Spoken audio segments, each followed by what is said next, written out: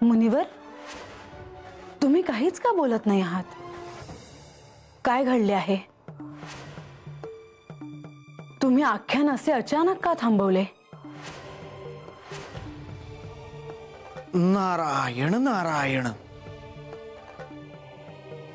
देवी, विशेष असे काही घडले नाही। असे कसे मुनिवर? नक्कीच काहीतरी घडले आहे, पण तुम्ही ते सांगण्यास इच्छुक दिसत नाही। हे प्रभू, मला आता या क्षणी विष्णू लोकाचे वर्णन करत असताना तुमची मूर्ती माझ्या डोळ्यासमोर तरळत होती आणि नकळत माझे ध्यान तुमच्याकडे आणि श्री लक्ष्मी देवींकडे गेले। पण आता श्री म्हाळसा देवींना मी हे सांगू शकत नाही।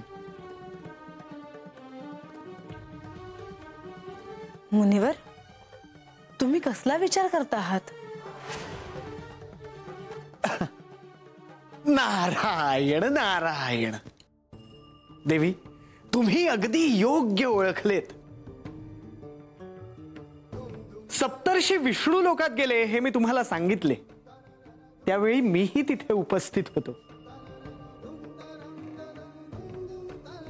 श्री विष्णू हे माझे आराध्य आहेत। विष्णू लोकाचे वर्णन करत असताना त्यांची मूर्तीच माझ्या डोळ्यासमोर उभी राहिली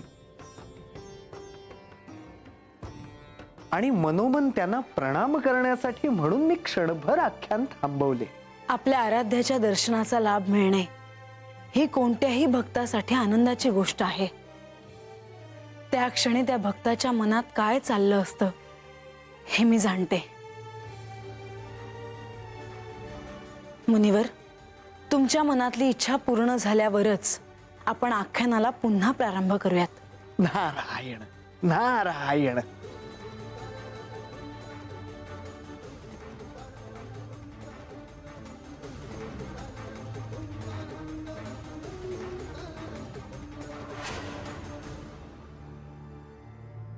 नारायण नारायण। देवी, माझ्या आराध्यापर्यंत माझा नमस्कार पोचला असावा। आता आपली आज्ञा असेल तर आख्यानाला पुढे सुरुवात करतो।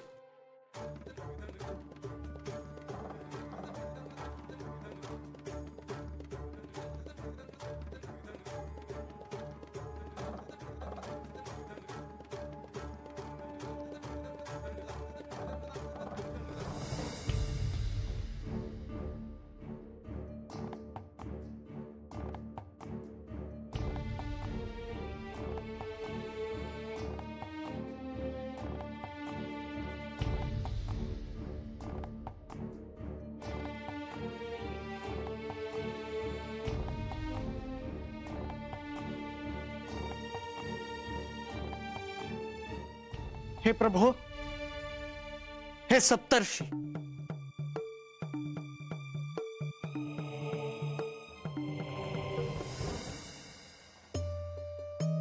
मणिचूल पर्वताच्या सान्निध्यात साधना करायचे, पण मणिमल्लाच्या अत्याचाराचे हे ऋषी आणि त्यांचे कुटुंब बळी ठरले। हे प्रभो, हे मधुसूदना, हे केशवा, हे माधवा, हे वसुदेवा, आज साक्षात आपले दर्शन झाले। आजन्म साधना करूनही या क्षणी मला काय वाटते आहे हे मी शब्दांमध्ये सांगू शकत नाही। माते,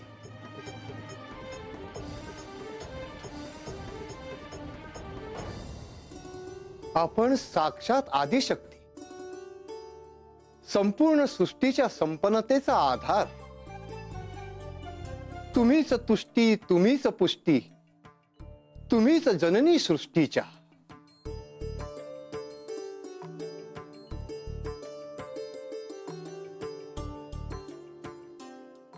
हे सप्तऋषींनो, तुम्ही केलेल्या स्तवनाने मी प्रसन्न झालो आहे।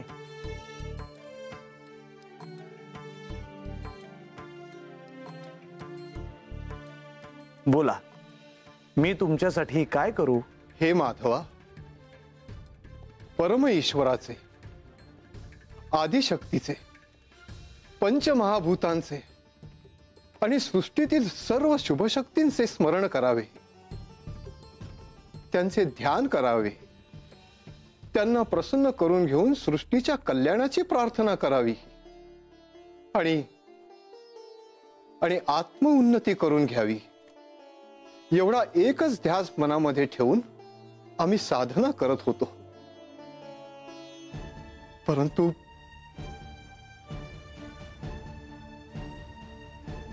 ऋषीवर निश्चिंत होऊन बोलावे. पण मणिमल्लाने आम्हाला पूजा, याग, यज्ञ करण्यापासूनच वंचित ठेवले आहे. आमच्या जगण्याचे प्रयोजनच नाहीसे झाले आहे. एवढेच नव्हे तर आमच्या कुटुंबाची विटंबना करत आहे तो. सगळे जगच भयभीत झाले आहे प्रभो. मणिमल्लांपासून सृष्टीची मुक्तता करावी प्रभो. हे प्रभू, मी आधी यांना इंद्रदेवांकडेही पाठवले होते. देवेंद्र स्वतंत्रपणे काही करू शकणार नाहीत. हे प्रभो, आम्ही खूप आशेने तुमच्याकडे आलो आहोत प्रभो. आम्हाला विनमुख परत पाठवू नये ही प्रार्थना आहे प्रभो. मणिमल्लांना ब्रह्मदेवानी वरदान दिल्यामुळे ते उन्मत्त झाले आहेत. त्यांना थांबवणं अवघड आहे.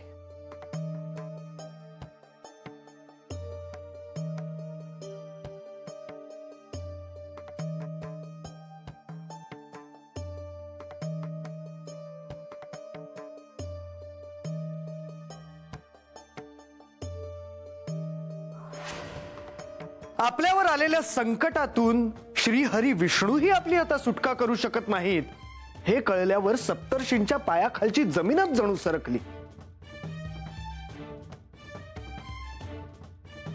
त्यांना आता कोणताच आशेचा किरण दिसत नव्हता.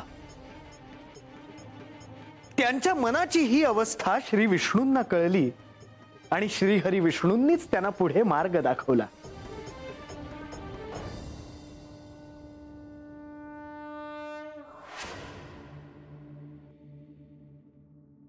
स्वामी, हे ऋषी स्वतःसाठी काही मागत नाहीत. त्यांचं मागणं हे सृष्टीच्या कल्याणासाठी आहे. आपण त्यांना सहाय्य करायलाच हवं. मणिमल्लांचा वध हा श्री महादेवांच्या हातून आहे. याचा अर्थ श्री मार्तंड भैरवाच्या अवताराची वेळ आता जवळ आली आहे.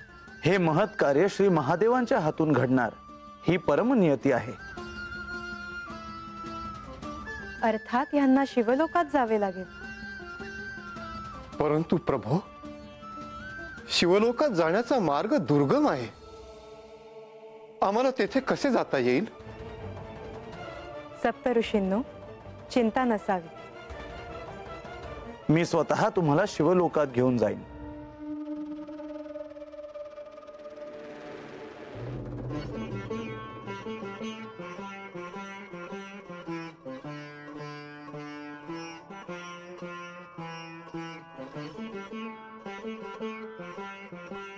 मंगलम भगवान विष्णु, मंगलम गरुडध्वज, मंगलम पुंडरीकाक्षो, मंगलाय तनोहरी.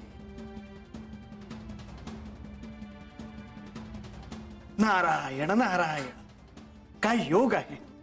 कृतयुगातल्या मार्तंड भैरवाच्या अवताराची ही सुरुवात आहे. या अवतार कार्याचा आणखी एक प्रयोजन आहे.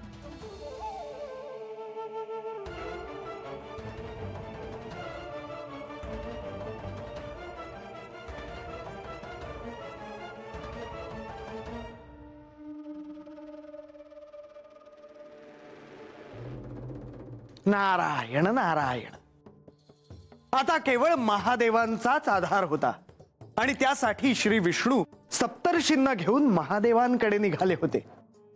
देवांचे देव, या सृष्टीच्या लयतत्वाचे स्वामी श्री महादेव यांच्या खेरीत सृष्टीवरील हे संकट कोण दूर करणार होते?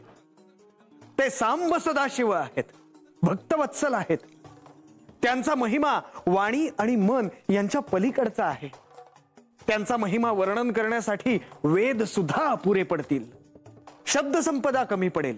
साऱ्या सृष्टीला मणिमल्लांपासून वाचवण्यासाठी केवळ आणि केवळ श्री महादेवांचाच आधार होता. सारी सृष्टी त्यांच्याकडे आशेने पाहत होती. शंकरोती इति शंकरः. जे कल्याण करतात तेच श्री शंकर. जे दुःखाचे हरण करतात तेच श्री हर. जे स्वयंसिद्ध आहेत, स्वयंप्रकाशित आहेत आणि स्वतः प्रकाशमान होऊन साऱ्या सृष्टीला प्रकाशित करतात ते श्री शिव. बोला हर हर महादेव.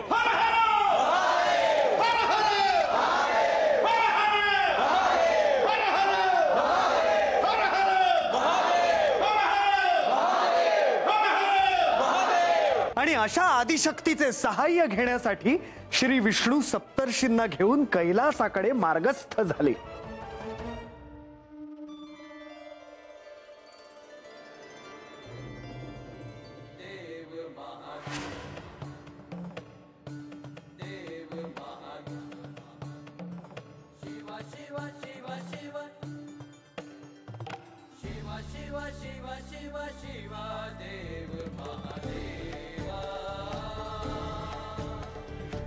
नारायण नारायण. आता आपण कैलासाच्या अगदी जवळ पोहोचलो आहोत. कैलास म्हणजे सृष्टीचा केंद्रबिंदू, शक्तीचा मूळ स्रोत. नारायण नारायण.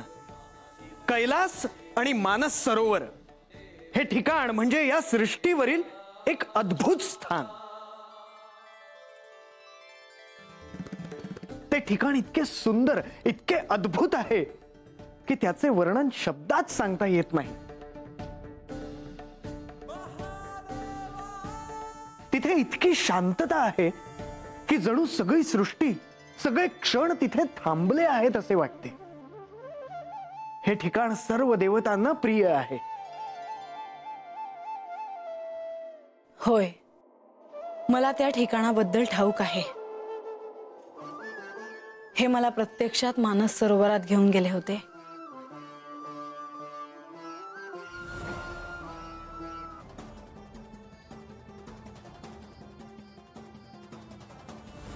अजूनही मला आठवतं की ब्राह्म मुहूर्तावर मला त्या ठिकाणी अनेक तारे येताना दिसले.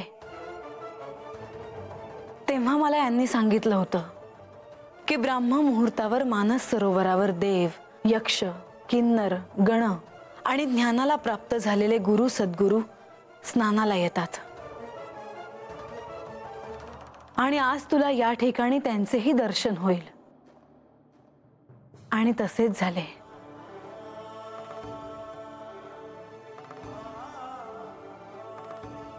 असे अद्भुत सुंदर रमणीय सरोवर भूतलावर असेल याची मी कधी कल्पनाही केली नव्हती. अशा गोष्टी केवळ देवलोकी असतात असाच माझा समज होता. यांनी मला सांगितले की या सृष्टीची निर्मिती ब्रह्मदेवांनी केली आहे आणि असे सरोवर कैलासापाशी असावे अशी कल्पना ब्रह्मदेवांच्या मनात आली होती. आणि तसेच चित्र प्रकट झाले आणि ते म्हणजेच मानस सरोवर. नारायण नारायण. होय देवी, अद्भुत अशा मानस सरोवराचे वर्णन किती करू आणि किती नको असे झाले आहे मला.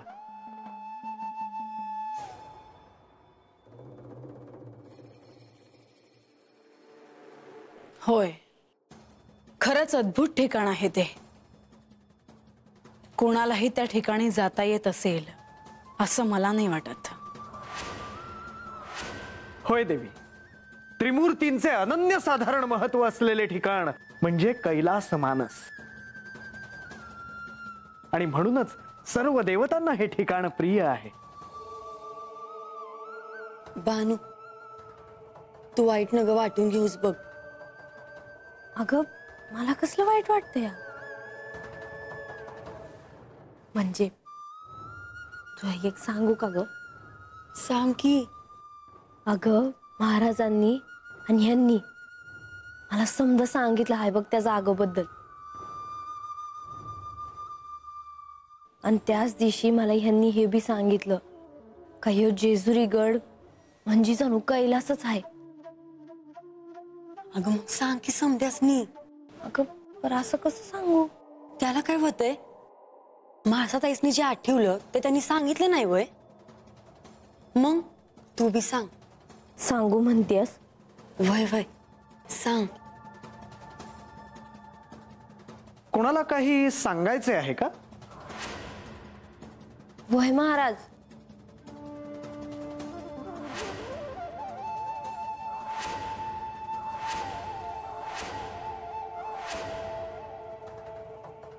तुला काय सांगायचं आहे बानू? एखादी शंका आहे का तुझ्या मनात? नाही जी, मला काय बी शंका नाही. मला एवढंच सांगायचं आहे का मला बी हे समजा ठाव आहे जी.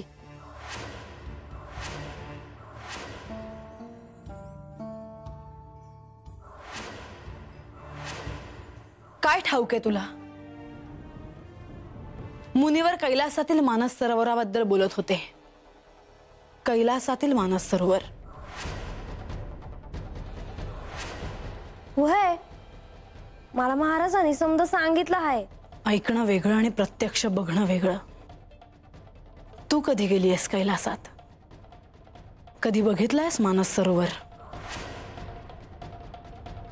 म्या भले ते मानस सरोवर बघितलं नसेल तर कैलासाचं दर्शन मला बी झालं आहे. म्हणजे तुला कैलासाचे दर्शन झाले आहे? वय तर. आणि मला तत बी जावं नाही लागलं.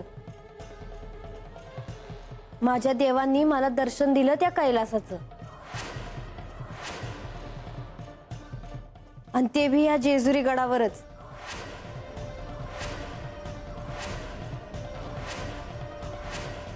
जेजुरी गड म्हणजे कैलास शिखरच. आणि त्याच दिवशी देवांनी मला समज सांगितलं जेजुरी गडावर.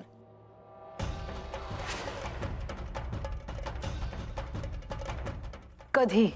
तवाच जेव्हा म्यान देव असताना तुम्ही तता आला होता.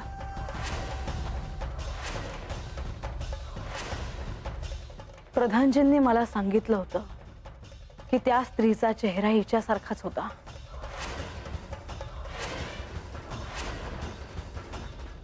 आत्ता मला ते आठवलं. आमचं गतजन्मी सख्य होतं, पण आत्ता होईल असं नाही.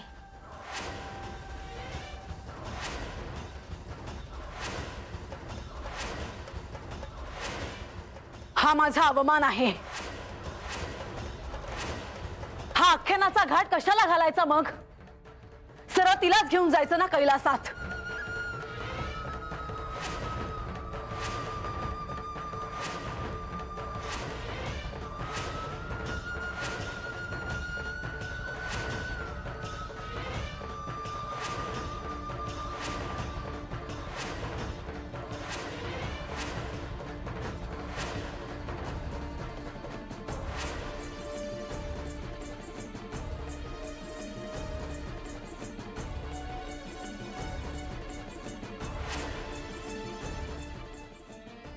म्हाळसाताई